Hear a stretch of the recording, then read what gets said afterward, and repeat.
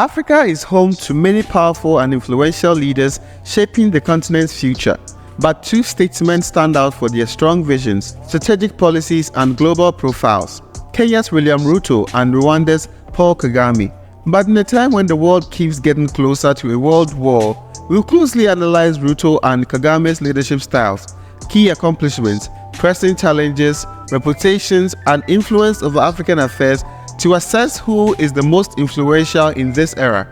Comparing these complex figures gives us important insights into the dynamics of power and progress unfolding in the 21st century Africa.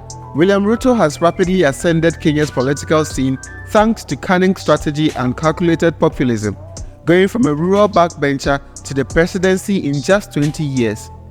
His fiery rhetoric and unsophisticated manner won him a devoted following.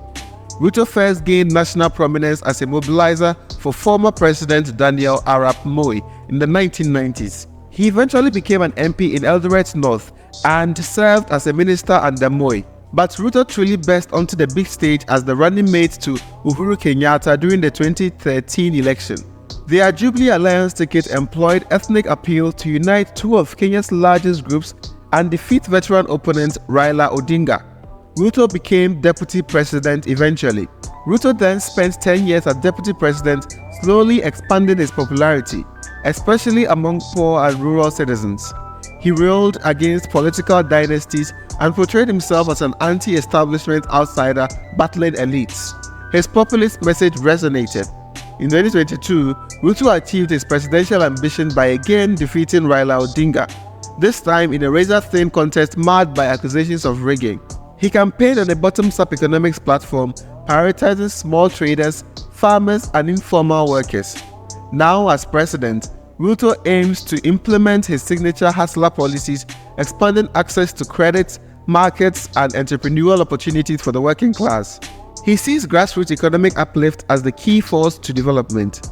Beyond domestic policy, Ruto has expanded Kenya's influence regionally by resolving domestic spats with Somalia and Uganda. With his lively rhetoric, Ruto has become one of Africa's most important voices globally.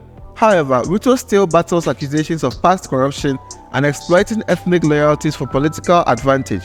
Taming inflation and delivering tangible economic results to struggling citizens may prove his biggest test yet. In contrast to Ruto's populism, Paul Kagame has firmly ruled Rwanda with an iron fist since the year 2000 after rising to power on the back of military might. The former rebel leader and military intelligence chief rebuilt Rwanda from the ashes after the 1994 genocide into one of Africa's most orderly and modern states, but at the cost of restricted freedoms. Domestically, Kagame has prioritized education, technology adoption, women's empowerment, and business-friendly policies. As a result, Rwanda consistently tops ranks regionally for economic growth, gender equity, lack of corruption, health outcomes, and more. Political opponents and journalists, though, face severe crackdowns. Kagame has effectively made Rwanda a one-party state and extended its rule through constitutional changes. He claims authoritarian measures are necessary to prevent renewed ethnic conflict. Internationally, Kagame draws controversy for rights abuses, violent suppression of opposition groups, and backing rebel militias in neighboring countries like the Democratic Republic of Congo, DRC. Western powers have largely turned a blind eye. But Kagame retains support from donors and foreign investors by presenting himself as socially progressive on issues like environmental protection, clean governance, and technology. He has branded Rwanda the Singapore of Africa to promote its development model. His prominent position as head of the African Union, along with close ties to leaders like Francis Macron, reinforce Kagame's formidable influence over continental politics. But questions loom over Rwanda's political future once his long rule ends.